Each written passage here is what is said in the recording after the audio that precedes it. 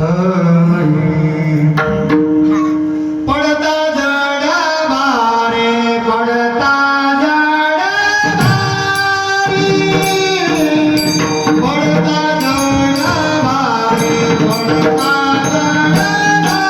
भारी पडता जड भारे पडता जड भारी पडता जड भारी पडता जड भारी पडता जड भारी पडता जड भारी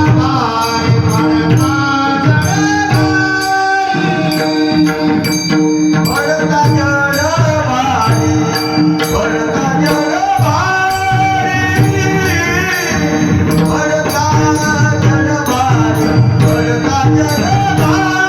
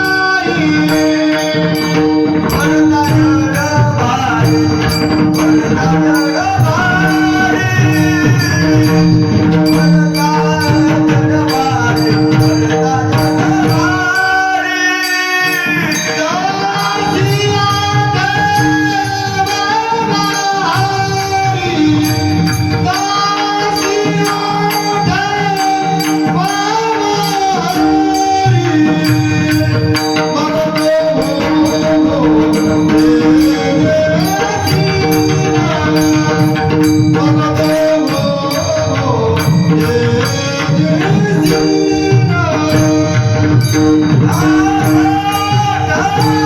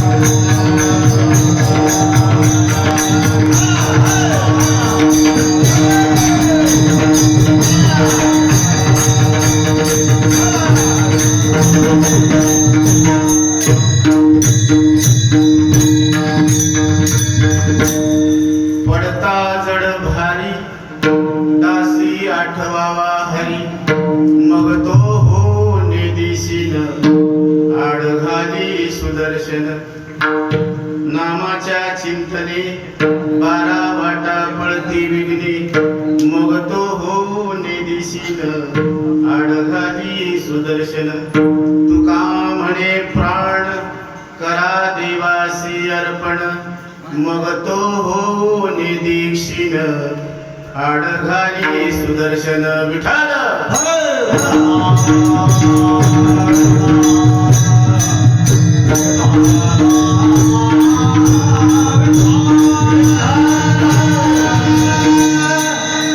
पांडुरंगा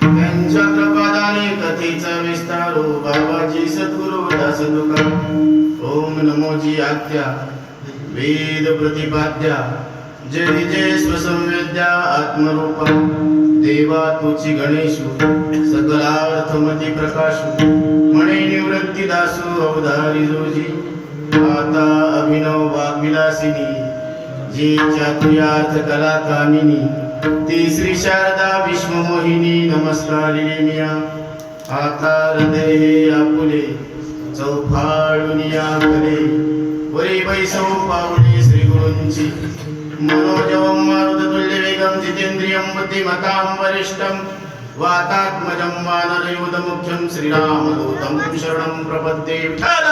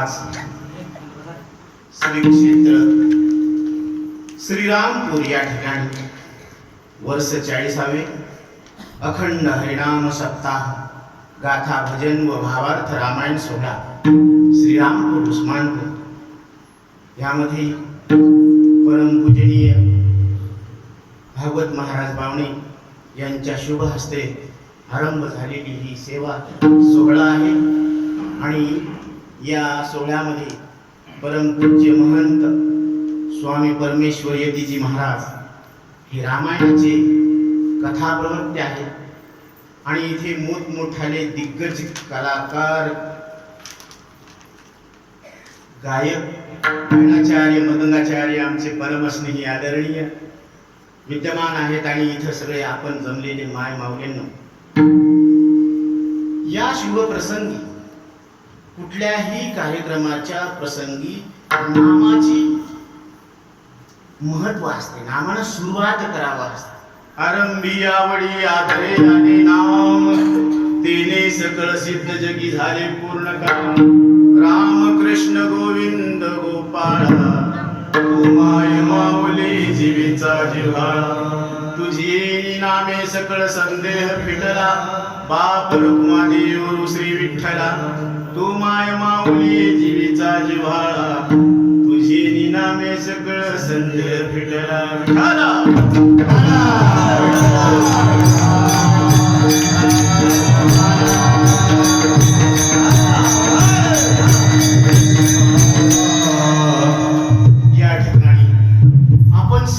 भाग्यवान आहोत का? कारण आपल्याला हा नामाचा सोहळा भोगायला मिळायला. कारण हा जो नामाचा सोहळा आहे तो स्वर्गात सुद्धा नाही, वैकुंठात सुद्धा नाही. म्हणून साधू संत देवाला सुद्धा वैकुंठात करमत नाही. कारण त्या आनंदाची अनुभूती, अभिव्यक्ती, त्या ब्रह्मानंदाची अभिव्यक्ती या मानव देहामध्ये आहे. म्हणून त्यांनी अनुवाद केलेला आहे, नको वैकुंठीचा वास, नको वैकुंठीचा वास, नको वैकुंठीचा वास, नको वैकुंठीचा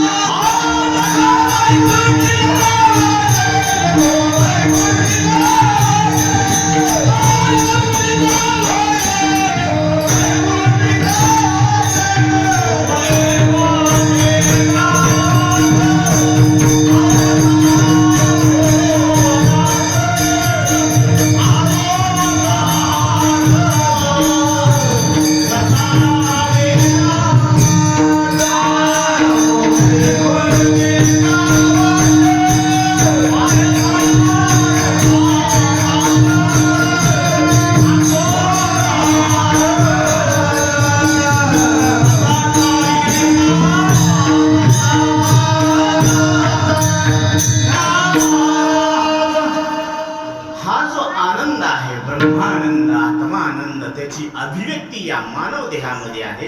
आणि या मानव देहामध्ये साधू संतांच्या संगतीमध्ये हा आनंद, हा सोहळा उपभोगता येतो.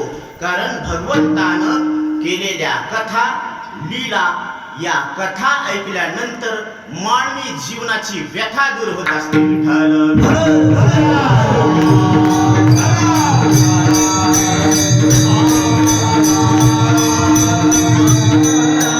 त्या कथेचं वर्णन नामानं केले जात असतं. म्हणून नाम घेता वाया गेला, ऐसा कोणी नाही ऐकिला. कारण 4 युग आहेत, सतयुग, द्वापरयुग, त्रेतायुग आणि कलयुग. तर ह्या 4 युगामध्ये ज्ञान प्राप्तीचे वेगवेगळी साधनं आहेत. पूर्वी तपश्चर्या करावं लागत होती, त्याच्यानंतर योग अनुष्ठान करावं लागत होतं, त्याच्यानंतर इतकं यज्ञ यागादी कर्म करावं लागत होते, त्याच्यानंतर मात्र कलियुगामध्ये इतकं सोपं झालं कलियुगामध्ये करावे कीर्तन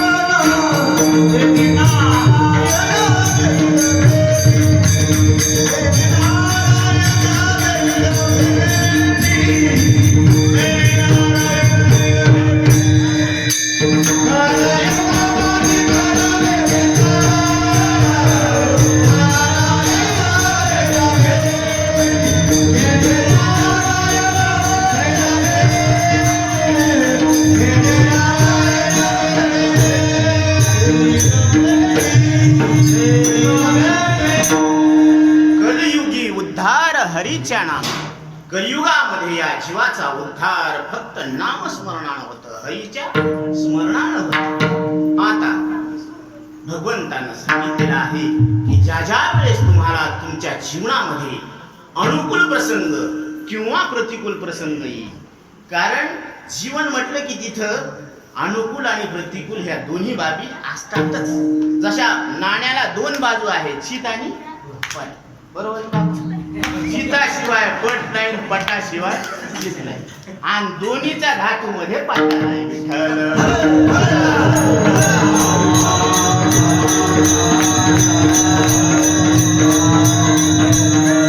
धातूमध्ये दोन्हीचा पत्ता नाही.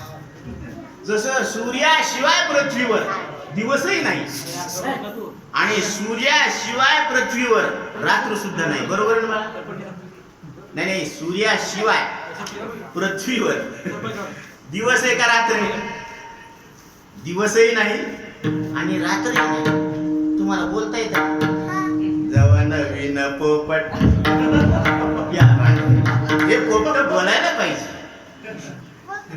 हे पोपट बोलायला पाहिजे, कारण आज हे जे बोलायला लागलेत ना, तर हेच बोलणं उद्या समाजाला सुधरवण्यासाठी बोलतात. ही वाणी ती राहील. आज जी वाणी आहे ती संत वाणी होईल. हे साधू संतांचे आपल्यावर झालेले उपकार आहेत, त्यांचे संस्कार आहेत. म्हणून आज किती सुखाचं वातावरण आहे, आनंदाचं वातावरण आहे. माय माऊल्या आपल्या लेकरा बाळांसगट कीर्तन ऐकायला आहे. फार भाग्यवान आहोत आपण, कारण कीर्तनाचं लक्षण आहे. कीर्तन चांग, कीर्तन चांग होय.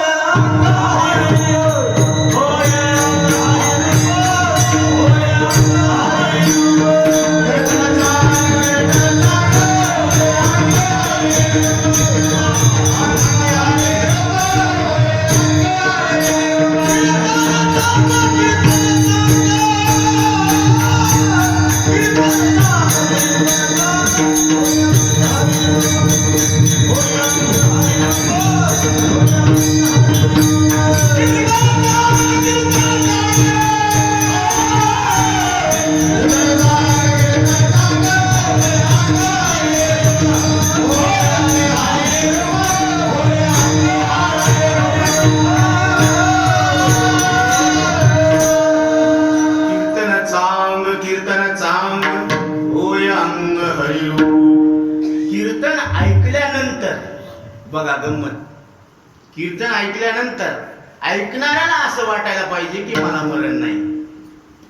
ध्यानात घ्या. असं जर ऐकणाऱ्याला वाटलं तर ते कीर्तन झालं, नाहीतर त्याला कीर्तन म्हणता येत नाही. हे साधू संतांनी सांगितलेल्या नियमाच्या चौकटीतून बोलायला बरं का मी. कुणीही तपासून पहा, परीक्षण निरीक्षण करा, आणि त्या नियमात जर बसलो तर ठीक आहे, कबूल. नाहीतर तुम्ही जी दिली शिक्षा ती मान्य आहे. ऐकणाऱ्याला मी न मरणारा परमात्मा आहे आज असं जर स्पष्ट कळालं तर ते कीर्तन झालं. हे कीर्तनाचं लक्ष आहे, आणि ही जबाबदारी कीर्तनकारावर आहे. हे तुमच्या लक्षात यावं म्हणून मी सांगायला हवं. म्हणून कीर्तन चांग होय अंग हरी रूप. तुम्ही अंगानच परमात्मा आहे, तुम्ही अंगानच देव आहे. गुळ अंगानच गोड आहे का त्याला करायचं? बाबा खरं सांगा ना, तुमच्या आवडत्या वस्तूची शपथ घेऊन सांगा, गुळ कसा आहे? एवढं काय लाजायचं होतं? बाबा तुमच्याकडे गुळ कसा आहे?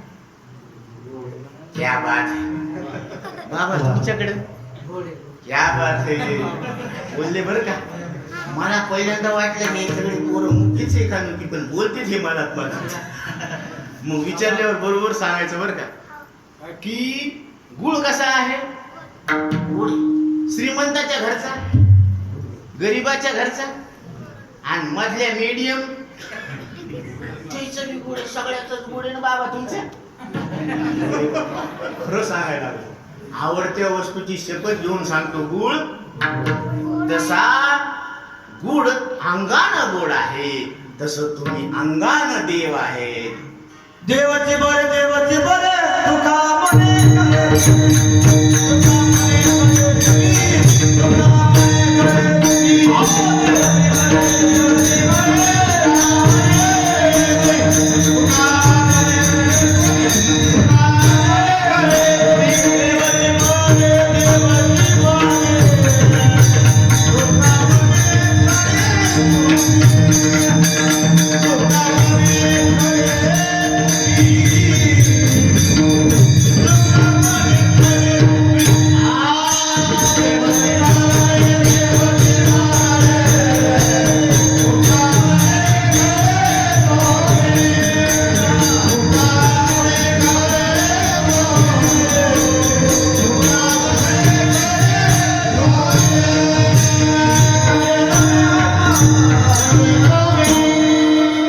आहेसी तू अंगा अंगी डोळे उघडी तुम्ही अंगानच देव आहेत हो तुम्ही तुमच्या अंगाचे डोळे उघडा तुमच्या अंगचे जे डोळे आहेत ना तुम्ही म्हणता महाराज आमचे डोळे कसे असतात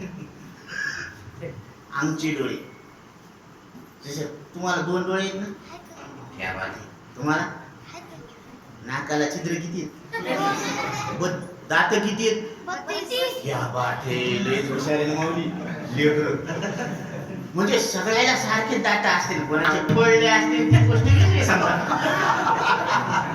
जे म्हणे दात पडले आणि ते म्हणाले की आम्ही सुपारी सोडून दिली म्हणजे वैराग्य आहेत का दात पडल्यावर सुपारी सोडणं वैराग्य नाहीये ही त्याची मजबुरी आहे की त्याला आता सुपारी खाता येत नाही आणि ते त्याला नाव काय द्यायले वैराग्याचं वा वा लय वैराग्य येत बरं का ते लय त्यागी येतं काय काय सोडलं त्याने सुपारी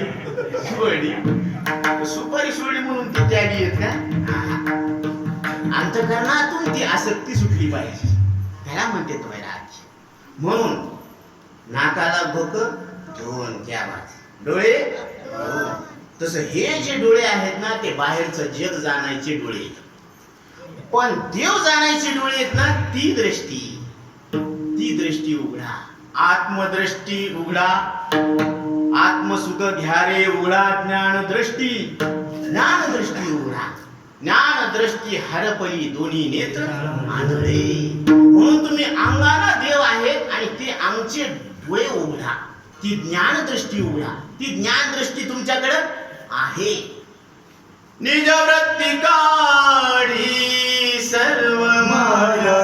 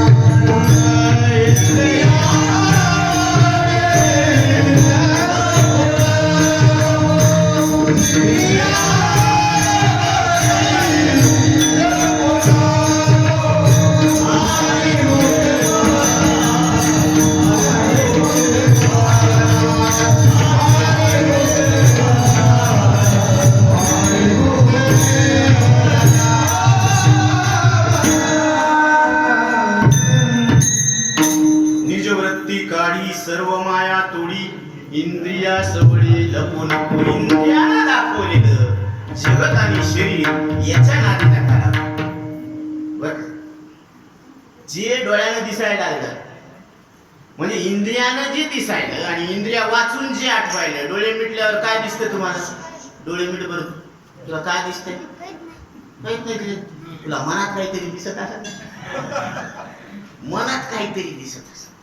कारण बघा गंमत आहे, समजा तुमच्या समोर असं एक गुलाबाचं फुल दाखवलं हा, आणि ते बाजूला सरकलं आणि परत डोळे मिटायला सांगितलं, त्याला म्हणलं विचारलं सांग गुलाबाचा रंग कसा असतो? ते म्हणजे गुलाबी, लाल, लाल गुलाब, पिवळा गुलाब, हिरवा गुलाब आहे, असे वेगवेगळे रंगीबेरंगी गुलाब असतात. पण जे दाखवलं ते तुम्ही रंग सांगता काय? हातीचे काने केवढे असते? हातीचे काने एक मोठे सोपासारखे असते. कसं काय सांगितले? आता हाती पुढे.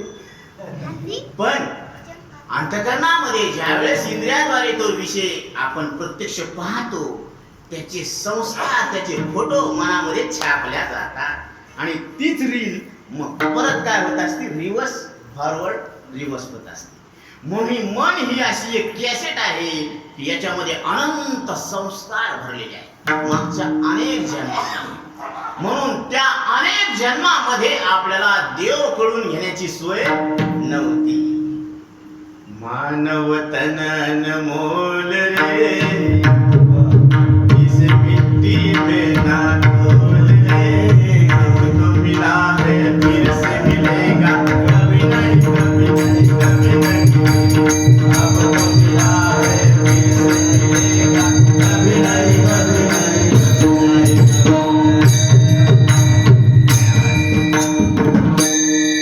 मानव देह अनमोल आणि तो अनमोल देह आपल्याला औट हात का मानव देह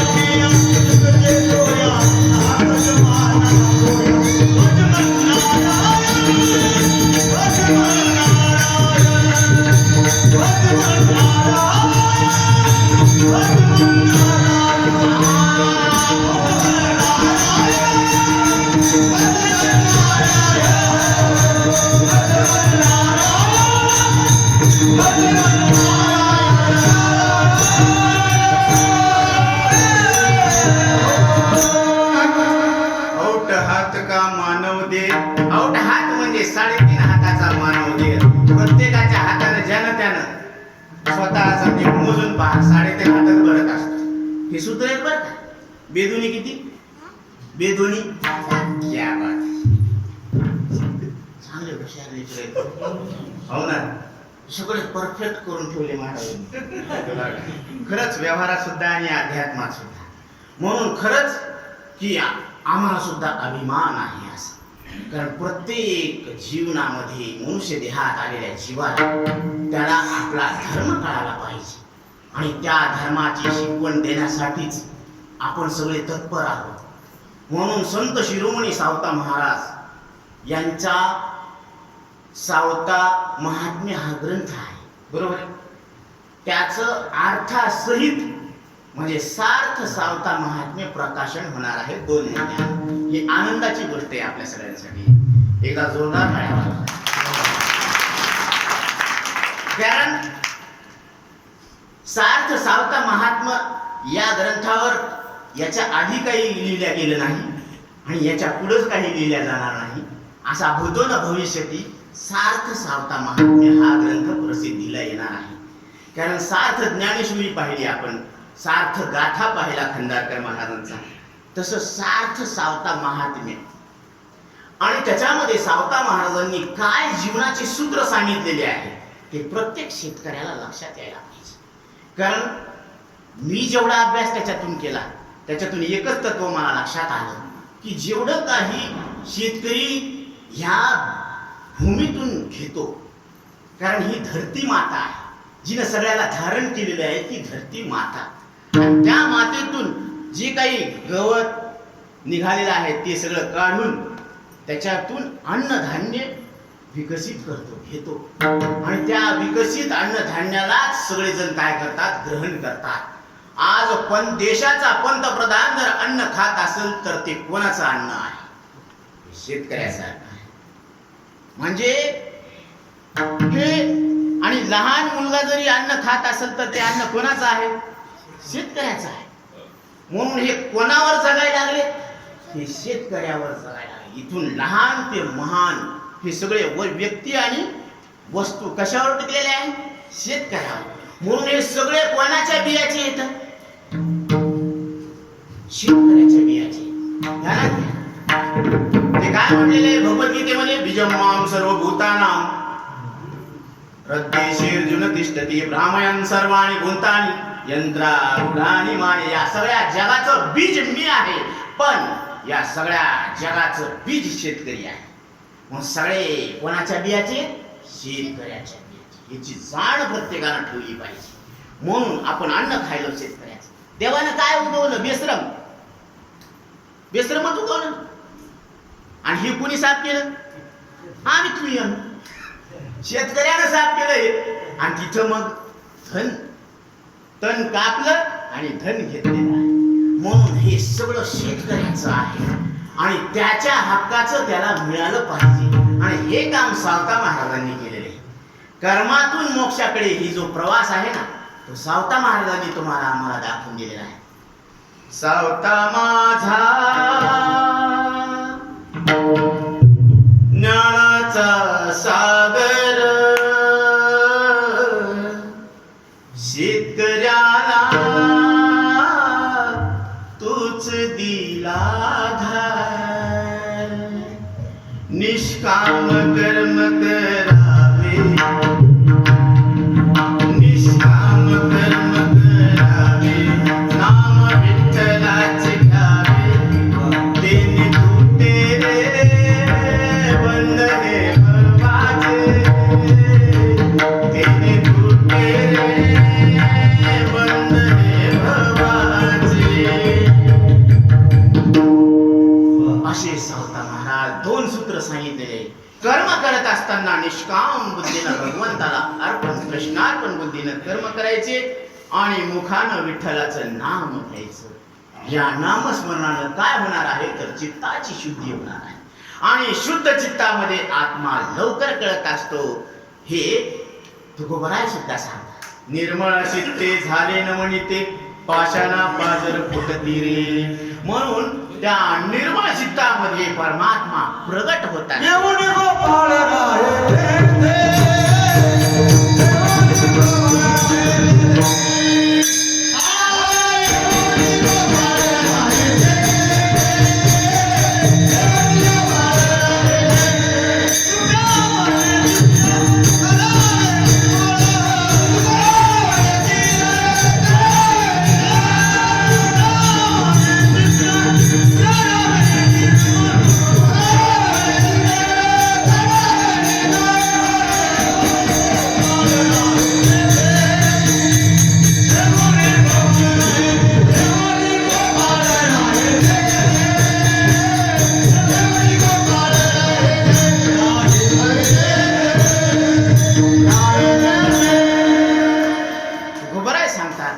आपण चित्त निर्मळ करायला पाहिजे. परंतु गंमत अशी झाली आणि निर्मळ चित्तामध्ये परमात्मा येऊन राहत असतो, वस्ती करत असतो आणि तोच सद्गुरूच्या संगतीत संतांच्या संगतीत आलं रे आलं की हे कसे नरदेव म्हणजे टच स्क्रीन मोबाईल. कसा आहे टच स्क्रीन मोबाईल. फक्त सद्गुरूनं सांगितलेला विवेकाचा टच व्हायला पाहिजे यायला की आत्मा तिथंच प्रगट आहे बरं का. आणि बाकी 184 जे शरीर आहेत ना तर हे असे छोटे छोटे डबके येते त्याला रेंज नसते टच स्क्रीन नसते ते त्याला किती टच करतो काहीच होत नाही मुलं नाही गारं नाही बरं का. हे असे येते बाकी 184 शरीर. म्हणून पशु पाप काय पाप पुण्य जाणती उत्तम मध्यम भोग भोगीती. हे त्याला एवढंच आहे आहार निद्रा भय आणि मैथून याच्या पलीकडे काही नाही. ते म्हणजे महाराज चला ना आमच्या घरी लय चांगलं घर बांधलं तुमचे पाय तरी लागू द्या. पण तुम्हाला काय माहित महाराजाचे पाय पवित्र आणि डोके चित्र असते यायच्या पायाला यायचं चांगलं नाही झालं तुमचं काय होणार. तरी पण बाबा श्रद्धा असते भावना असते. चला महाराज चहा पाण्याला आपण काय घर बांधतो राव. चिमणी पाहणं कसा खोपा तयार करते मस्त पैकी नाही का ऐन एक नाही का लटकती नाही का हंटी असते ती बी नदीच्या काठा मधोमध आणि ती वाऱ्याच्या झुळकानच हालत असते. क्या बात आहे. आणि तिथं काय करते ती खालून एक रस्ता जायला डायरेक्ट एक रस्ता आणि वरून एक रस्ता म्हणजे 3 रस्ते झाले. बरं तिथं अंधार नसावा म्हणून लाईट फिटिंग म्हणून जिरणू तिथं फिट करून टाकते मागून चमकते आग्या चमकतो का नाही अशी लाईट फिटिंग केली आणि मस्त पैकी आला शीतळ शांतीचा वारा तेने सुख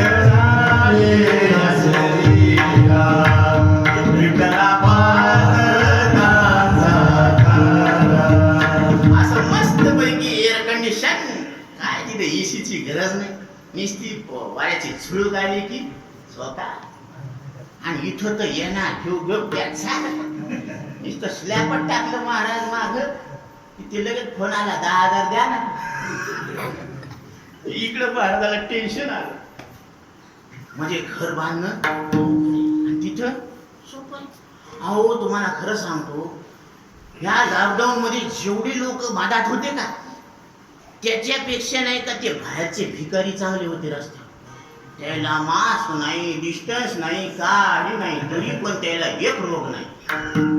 खरं सांगा जितके भिकारी होते तितके काय होतं का बरं काही सॅनिटाईज होतं का काय होतं काही नव्हतं तरी पण ते कसे टनाटन होते काय. आणि हे लग्नात गेले की सगळे बेजार होऊन येऊ लागले यायला 14 दिवस तिकडेच.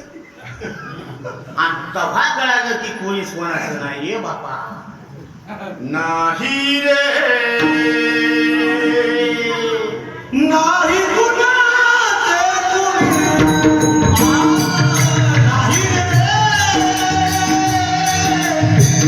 नाही रे नाही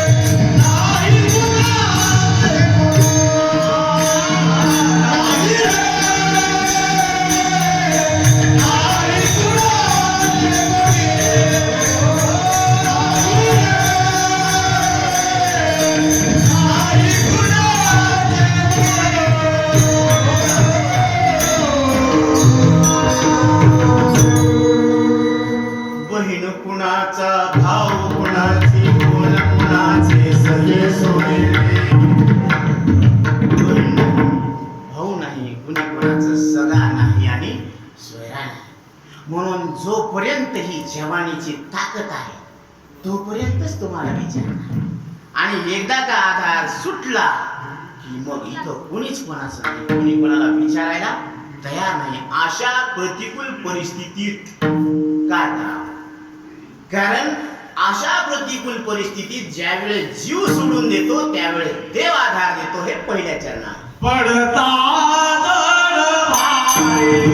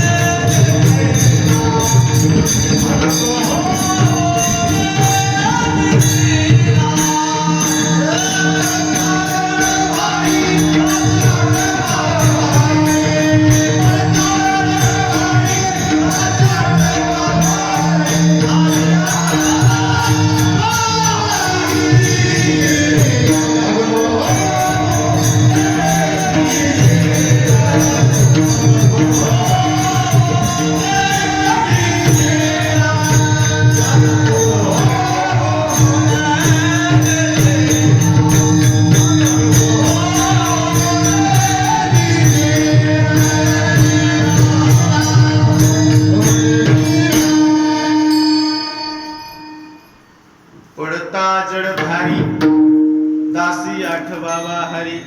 मग तो हो निदिशीन आडखाली सुदर्शन. ज्या ज्या वेळेस मानवी जीवनामध्ये संकटाची वेळ येत असते, आता केलेले प्रयत्न संपलेले असतात, प्रयत्न करावी अशी इच्छा असते अंतःकरणामध्ये, पण इंद्रिय साथ देत नाही. अशा वेळेस आपलेच आपल्याला टाकून गेलेले असतात. त्यावेळेस जीवाला एकच ध्यास लागलेला असतो, तो म्हणजे देवाचा. कारण देवा वाचून आता कुठलाच आधार राहिलेला नसतो. त्यावेळेस जर आपण देवाला हाक मारली तर देव आपल्या हाकेवर येतो, हे गॅरंटेड आहे. कारण अशी उदाहरणं आहेत की प्रत्येकानं देवाला हाक मारली आणि त्या हाकेवर देव आलेले आहेत. तर आपल्या हाकेवर देव येणार नाही का? मग आपल्या हाकेवर देव येतात, पण आपण हाक मारत नाही का देवाला हाक मारत नाही? आपण हाक मारतो ना. झाल्या तिन्ही सांजा करून संगर सांजा. वाट पाहत होता आपण, प्रत्येक जणचे घरचे वाट पाहायला लागले, पण देवाची वाट कोण पाहायला?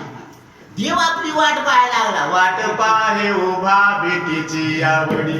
वाट पाहे उभा भेटीची. वाट पाहायला लागला की यानं कव्हा माझ्याकडे तोंड करावं, पण ह्यानं कोणाकडे तोंड केलं? तिकडच तिकडं तोंड केलं, इकडं ढुंगण केलं देवाकडं. देव म्हणेल हे ह्याला कसं काय मी सांगू? मग आता माझ्याकडं आला तर ठीक आहे, माझ्याकडं आलाच नाही तर मी कसं काय जाऊ? म्हणून देवाला हाक मारायला पाहिजे. कोणी? ज्यानं त्यानं, ज्याचं दुखायला त्यानं डॉक्टरकडे जावं ना, का सगळ्यांनीच आनंदानं उड्या मारीत जावं? सगळ्यांनी? अहो, ज्याचं दुखत ते कणत, आणि ते कणत कणत जात का आनंदानं उड्या मारत जायचं दवाखान्यात मला शरीक करा म्हणून? तसं नसतंय. ज्याचं दुखत आहे ना तेच जात असते. म्हणून विठाल विठाल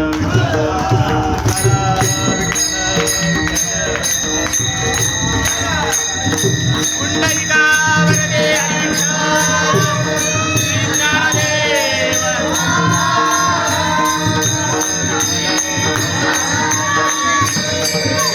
स्वामी ज्ञानेश्वर महाराज की, जगद्गुरु तुकाराम महाराज की, शांती ब्रह्म एकनाथ महाराज की, संत शिरोमणी सावता महाराज की जय.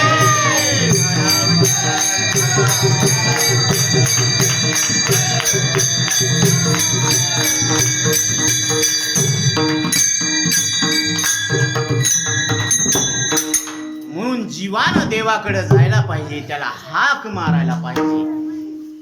कारण द्रौपदीनं सुद्धा कौरवांच्या सभेमध्ये श्रीकृष्णाला हाक मारली, देवा मी तुला हाक मारत आहे, तुझा धावा करत आहे. कोठे गुंतलासी द्वारकेच्या राया, कोठे गुंतलासी कोठे गुंतलासी द्वारकेच्या राया, कोठे गुंतलासी द्वारकेच्या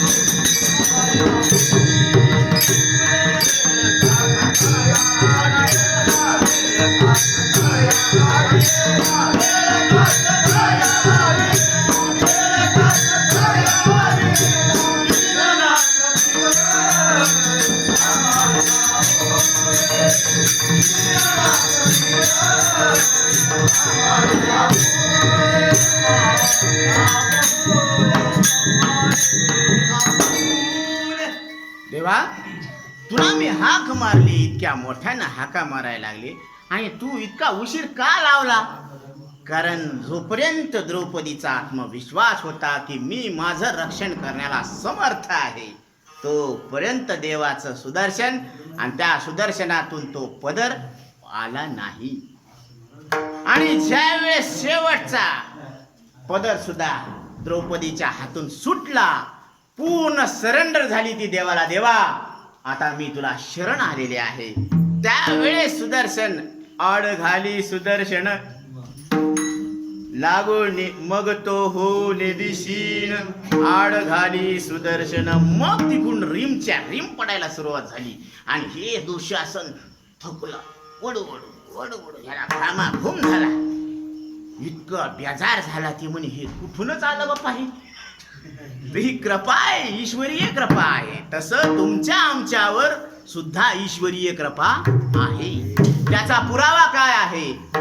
ईश्वरीय साक्ष काय आहे की तुमच्या आमच्यावर ईश्वरीय कृपा आहे.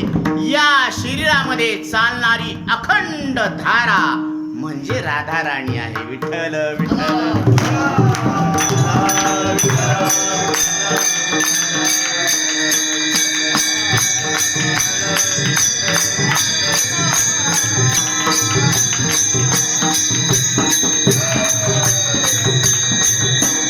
प्रत्येक जीवाच्या शरीरामध्ये जो श्वासाची अखंड धारा चालू आहे ना, ती धारा म्हणजेच राधा राणी आहे. आणि ही शक्ती म्हणजेच ईश्वराचं दुसरं रूप आहे, प्रतिरूप. शिव आणि शक्ती अर्धनारी नटेश्वर हे भगवंताचं प्रगट रूप आहे. आणि ही तो साक्ष आहे की तुमच्यावर ईश्वराची कृपा आहे. महाराज सगळं धन लोकांनी लुटून नेलं, काही हरकत नाही, काही नुकसान नाही झालं. शरीरात श्वास चालू आहे ना, अजून काही नुकसान नाही झालं. म्हणून तुकोबरायांचं सगळं लुटल्या गेलं, तरी सुद्धा तुकोबराय डगमगले नाही. त्यांनी शेवटच्या टोकाचा निर्णय घेतलाच नाही. म्हणून मानवी शरीर अनमोल आहे, आत्महत्या करू नका, ती पाप आहे. कारण त्याच्यानंतर परत गतीच नाही. म्हणून ही भयानक चूक करू नका. किती संकट येऊ द्या, साधू संताला शरण जा, कारण ते मार्ग दाखवतात. म्हणून तुकोबरायांनी मार्ग काढला. बर्वे झाले आजीवरी, नाही पुढिलो मृत्यूचे आहारी. वाचोनी आलो येथवरी, उरले ते हरी तुम्हा समर्पण. देवा आता हे उरलेलं आयुष्य तुझ्या चरणी मी अर्पण करत आहे. सरेंडर झाले. ही पूर्ण काय आहे? ही शरणागती आहे. आणि एकदा देवाला शरण गेलो आपण, विठ्ठलाला शरण आल्यानंतर आता जर दुसऱ्या देवाला शरण जायची पाळी येत असल तर याची लाज विठ्ठलाला वाटली पाहिजे. ध्यानात घ्या, हे शब्द ध्यानात घ्या. काय अधिकार आहे? तुझा शरणागत शरण जाऊ अनिकाशी, तुका म्हणे लाज कवना हे काने नासी, काय गा विठोबा आता तुझ म्हणावे, शुभाशुभ गोड तुम्हा थोराच्या नावे. देवा, अरे तुला एकदा शरण आल्यानंतर आम्हाला जर दुसऱ्याला शरण जायची पाळी येत असल तर तू तुझ्या जिन्यावर. एवढा अधिकार आहे भक्ताचा. म्हणून देव समर्थ आहे. अशा देवाला शरण जा की ज्याला शरण गेल्यानंतर आता कोणाला शरण जायची पाळी येणार नाही. म्हणून असा समर्थ देव विठ्ठल आहे. आणि त्या विठ्ठलाला जर आपण शरण गेलो तर काय करत असतो देव? आपले जे विघ्न आहेत ते दूर करत असतो. कारण त्याचंच सतत आपण नामस्मरण केलं तर त्या नामाच्या चिंतनानं सगळे विघ्न काय होत असतात? दूर होत असतात. नामाच्या चिंतने, नामाच्या चिंतने, बारा वाटा पळती विघ्ने, बारा वाटा पळती विघ्ने, मग तो होऊन दीक्षेन, मग तो होऊन दीक्षेन. नामाच्या चिंतन, बारा वाटा पळती विघ्ने. म्हणजे नाम घेतल्या बरोबर काय होत असतं? विघ्न नष्ट होत असतं. जी अडचण आहे ती दूर होत असते, संकट नष्ट होत असतात. म्हणून नाम घेणं महत्वाचं आहे. कारण आपण मागही पाहिलेलं आहे, नाम घेता न लगे मोल. नाव घ्यायला पैसे लागतात का बाबा? नाही. नाम घेता न लगे मोल. नाव घ्यायला पैसे लागत नाही. आणि नाम मंत्र नाही खोल. बरं, खोल बी नाही, अवघड नाही. विठ्ठल कोणाला म्हणता येत नाही? म्हणा बरं विठ्ठल. या बाज, तुम्ही म्हणा बरं विठ्ठल. म्हणता यायले ना हो. बरं, असं जर तुम्ही म्हणत राहिले विठ्ठल विठ्ठल विठ्ठल विठ्ठल, म्हणा बरं तुम्ही आता.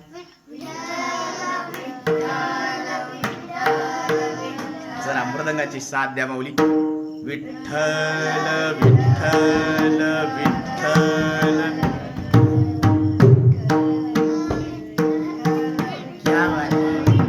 म्हणजे एवढ्यात जर एवढा आवाज आहे, आता सगळ्यांनी मिळून जर विठ्ठलाचं नाव घेतलं तर कसं वाटेल बरं? बघूत ना आपण. माऊली साथ द्या. माऊली तिकडा. विठ्ठल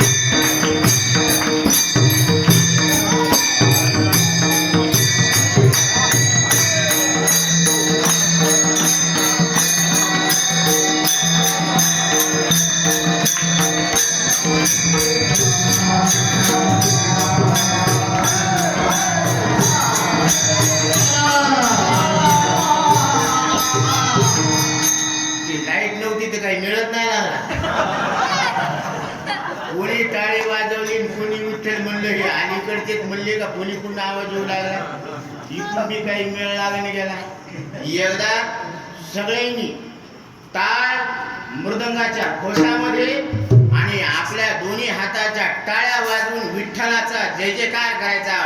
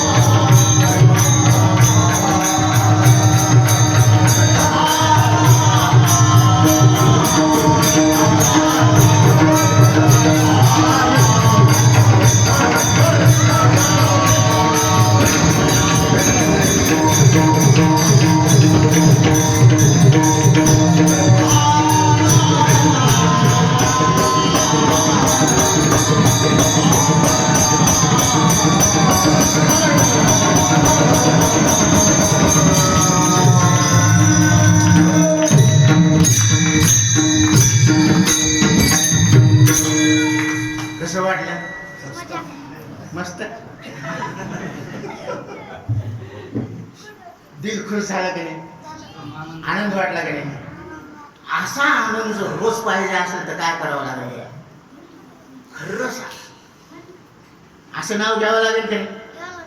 मस्तपैकी हाताने टाळी वाजवायचं, मुखानं विठ्ठल विठ्ठल म्हणायचं. आणि तुम्हाला एक आणि अंदरची बात आहे बरं, सांगू का? तुम्ही सांगा म्हणले तर सांगतो. सांगू? ही अंदर की बात आहे. हा, जरा ध्यान लक्षपूर्वक ऐका. जर तुम्ही सकाळी रोज लवकर उठत असतानाच म्हणा 4 ते 7 हे ब्रह्ममुहूर्त असते. काय असते? या बात आहे. 4 ते 7 आणि ह्याच्यामध्ये जर आपण उठलो आणि शौच मुख मार्जन करून शुद्ध झालो म्हणजे काय? हे करून आणि हे करून मुक्त झालो की लगेच यायचं, पूर्वेकडे तोंड करायचं, पद्मासनामध्ये बसायचं, ही ज्ञान मुद्रा म्हणायचं. पाठीचा कणा 90 डिग्री मध्ये सेंटीग्रेड मध्ये ताट ठेवायचं आणि नासाग्र दृष्टी ठेवायची. बरोबर? आला लक्षात? आणि 5 मिनिटं प्रत्येकानं मुखानं आपल्याला आपला ध्वनी ऐकू येईल असं विठ्ठल विठ्ठल विठ्ठल विठ्ठल विठ्ठल विठ्ठल विठ्ठल असा ध्वनी करायचा. किती वेळेस? 5 मिनिटं. असं जर 5 मिनिटं प्रत्येकानं जर नामस्मरण केलं तर याचा फायदा सांगतो तुम्हाला. न कळो तो कळो येईल उगले नामे या चिंतने एकाची. या एका विठ्ठलाच्या चिंतनानं स्मरणानं जे कळत नाही ना ते सुद्धा कळायला लागेल तुम्हाला. न भेटो ते भेटो येईल उगले नामे या विठ्ठले एकाची. जे तुम्हाला वाटतं की हे भेटणं शक्य नाही, तरुण मुलांना आता नाही का लय मोठा प्रश्न आहे, मला बायको देईन कोण? नाहीतर पहिले लय म्हणायचे काय, ओ मम्मी मम्मी, ओ मम्मी डॅडी. अरे काय मम्मी काय डॅडी? पण आता फार बिकट प्रश्न आहे. आता तरुणांना मुलगी कोण देईन असा प्रश्न, उभा प्रश्न. कारण मुलीचा वर्गच कमी झाला ना. मग आता कसं होईल? प्रत्येकाला वाटतं का नाही आपल्याला एक बायको असावं, छोटासा संसार हमारा आहे की नाही, त्याच्यात अंगणामध्ये 2 लेकरं खेळणारे असावे असं आहे की नाही. अंगण कशाला शोभलं? लेकरानं. झाड कशानं शोभलं? फुलानं फळानं आहे की नाही. तसं प्रत्येकाला वाटतं ना संसार शोभावा आपला, तसं प्रत्येकाची इच्छा आहे. पण हे असं तर काही शक्य नाही. न भेटे तो भेटो येईल उगले नामेला विठ्ठले एकाची. तुम्हाला प्रयत्न करावा लागते. आता खरी तुमची परीक्षा आहे घरी. जर तुम्हाला एका महिन्यात बायको पाहिजे, 6 महिन्यात पाहिजे का वर्षात पाहिजे हे तुम्ही ठरवा. आणि तुमच्या नामाची ताकद ही तुम्हाला प्रत्यक्षात अनुभवाला आणून देईन. खरंच याच्यात ताकद आहे का नाही? तुम्ही स्वतः येतात महाराजांना, महाराज तुम्ही खरं म्हणले होते बरं का. लाईन लागेल लाईन. आता कोणी विचारत नाही, जाऊ द्या. पण दवाई नाही लागली पण का टाइम आहे का? आता ती नाही का बरेच नाही का आता ती लेकर म्हणू लागली आपला बी टाइम येईल राव. लहानपणी त्याला कोणी बी असे धक्के बुक्के द्यायचे, त्याला वाटायचं आपला टाइम येऊ दे रे मग दाखव. आता ते थोडं मोठं झालं, मोठ्यापणी बी त्याला कुणी वाढवत दिलं, ते म्हणलं असला बी टाइम येईन बरं का. आता ते झालं का तेव्हा बी त्याला कोणी भाव देणे खाली पैसा नाही ना. पैसा मारो हात मारा, आवरत मारो गुरु, मारा बच्चे साधू संत, सेवा किसकी करू महाराज. ऐकूच गुरु आहे हो. तिनं उठ म्हणली की उठतो आणि बस म्हणली की बसतो. चल हा काय हो काय सांगा. आणि हे जे लहान लहान लेकरं आहेत ना, तेच साधू संत आहेत म्हणून कोण्या मंदिरात जात नाही, कधी पट्टी देत नाही बर का.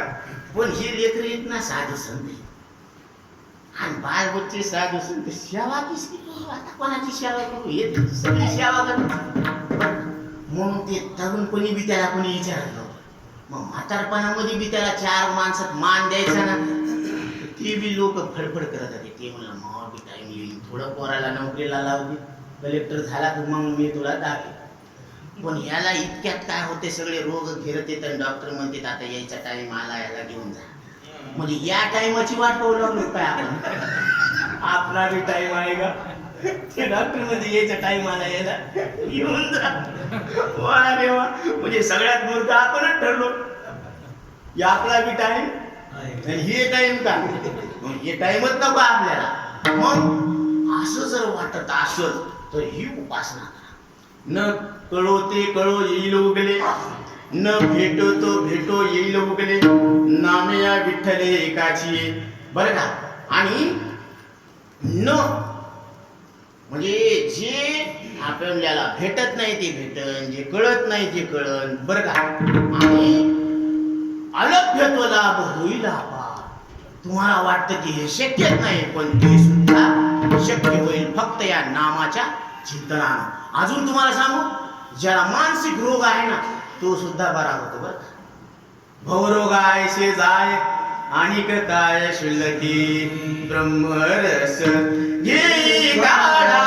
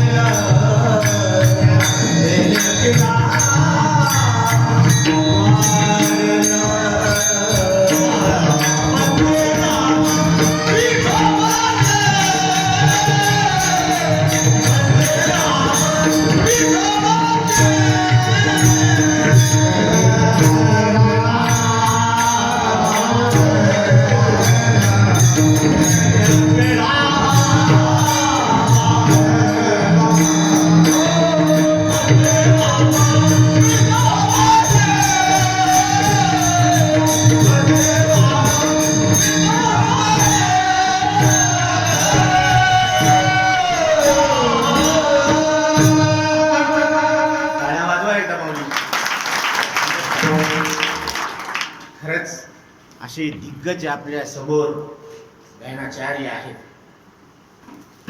स्वर ताल सम्राट सगळे उपस्थित आहेत. तरी भवरोगा ऐसे जाय आणि काय शिल्लक. अजून जिथं जन्म मृत्यूचा रोग प्रत्येक जीवाला लागलेला आहे तो नष्ट होतो राव. ते बाकीचे शारीरिक दुःख काय घेऊन बसलेत तुम्ही. म्हणून मानसिक रोग सुद्धा विठ्ठल नामाच्या चिंतनानं दूर होतो. हे साक्षी, हे अनुभव घ्या तुम्ही. तुका म्हणे मज अनुभव आहे अंगा, चाखुनी सांग. मज अनुभव आहे. आम्ही जे बोलायला लागलोत ना ती उगत नाही का बोलाचीच कडी येणी बोलाचाच भात अशातला प्रकार नाहीये. ह्याला पुरावा आहे. आम्ही अनुभव घेतलेला आहे आणि अनुभवाच्या बळावर आम्ही तुम्हाला बोलायला आलो की आम्हाला जो अनुभव आला तो तुमच्या समोर मांडायला. अनुभव आले अंगा ते या जगात येत असे. तू बरोबर आहे. अनुभव द्यायला लागले तुम्हाला. मग तुम्हाला जर अनुभव लक्षात घ्यायचा असेल, ती परीक्षा घ्यायची असेल तर तुम्ही करू शकता. फक्त 5 मिनिटं विठ्ठलाचं नाव घ्यायचं सकाळी उठून ब्रह्ममुहूर्तावर. पारशानं घेतलं तरी चालतं. ओ कोणी म्हणीन पारशानं नाव घेऊ नका. काळवेळ नाम उच्चारिता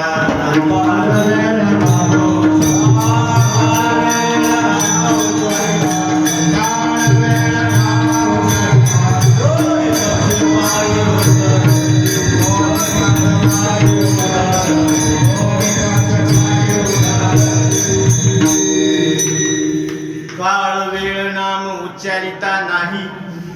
काळ बी नाही आणि वेळ बी नाही. कवा कवा घ्यावं बरं देवाचं नाव.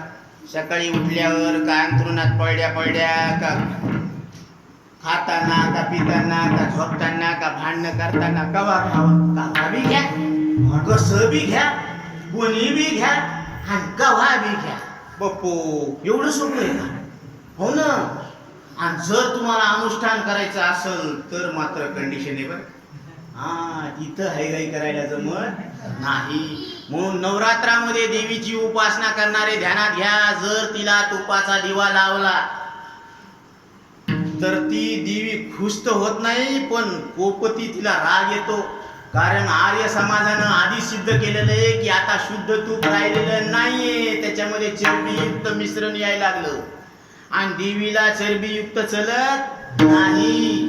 म्हणून आर्य समाजानं आधी सिद्ध केलं तूप शुद्ध राहिलेलं नाही. म्हणून ही आता न घडे हे कर्म उचित विधी विधान कलियुगामध्ये घडणं शक्यच नाही. मग आता करावं तरी काय? फक्त नामस्मरण. कलियुगी उद्धार हरीचा